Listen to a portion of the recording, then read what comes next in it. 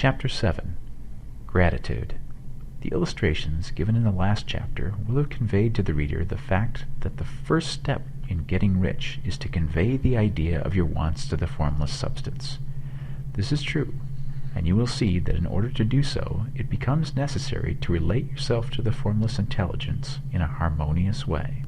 To secure this harmonious relation is a matter of such primary and vital importance that I shall give some space to its discussion here, and give you instructions which, if you follow them, will be certain to bring you into perfect unity of mind with God.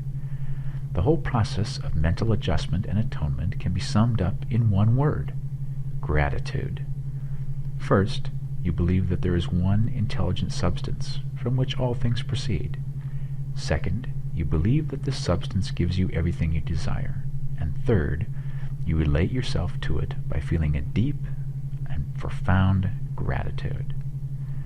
Many people who order their lives rightly in all other ways are kept in poverty by their lack of gratitude. Having received one gift from God, they cut the wires which connect them with Him by failing to make acknowledgement.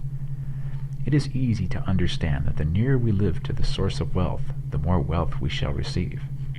And it is easy also to understand that the soul that is always grateful lives in closer touch with God than the one which never looks to Him in thankful acknowledgement.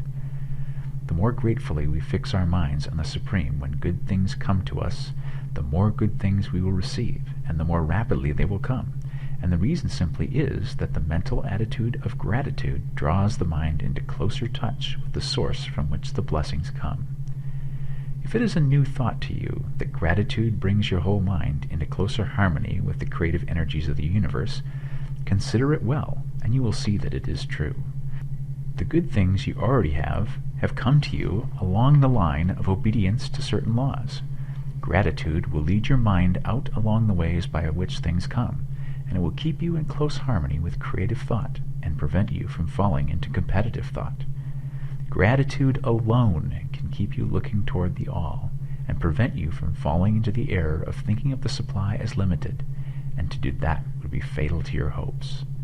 There is a law of gratitude, and it is absolutely necessary that you should observe the law if you are to get the results you seek. The law of gratitude is the natural principle that action and reaction are always equal and in opposite directions.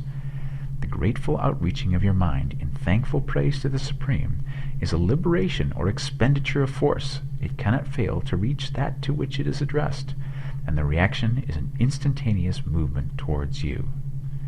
Draw nigh unto God, and He will draw nigh unto you. That is a statement of psychological truth. And if your gratitude is strong and constant, the reaction in formless substance will be strong and continuous. The movement of the things you want will be always towards you. Notice the grateful attitude that Jesus took, how He always seemed to be saying, "I thank Thee, Father, that Thou hearest me." You cannot exercise much power without gratitude, for it is gratitude that keeps you connected with power. But the value of gratitude does not consist solely in getting you more blessings in the future. Without gratitude, you cannot long keep from dissatisfied thought regarding things as they are. The moment you permit your mind to dwell with dissatisfaction upon things as they are, you begin to lose ground. You fix attention upon the common, the ordinary, the poor, and the squalid and mean, and your mind takes the form of these things. Then you will transmit these forms or mental images to the formless, and the common, the poor, the squalid, and mean will come to you.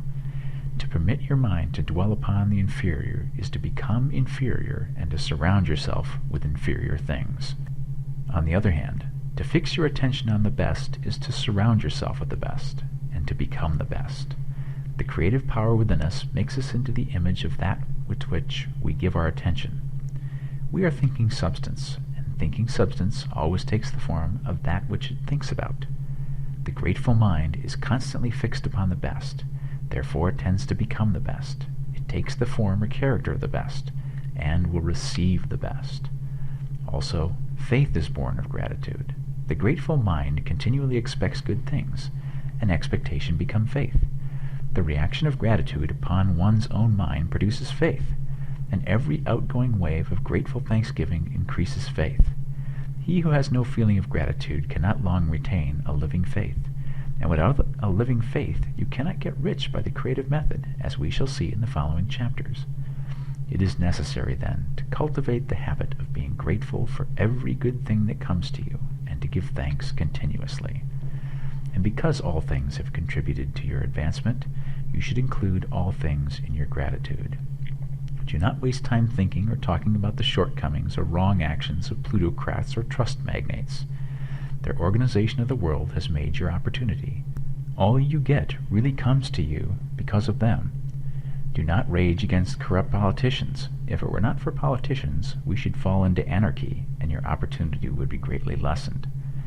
God has worked a long time and very patiently to bring us up to where we are in industry and government, and He is going right on with His work.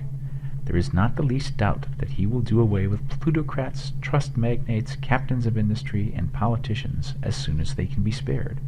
But in the meantime, behold, they are all very good. Remember that they are all helping to arrange the lines of transmission along which your riches will come to you, and be grateful to them. This will bring you into harmonious relations with the good in everything, and the good in everything will move towards you.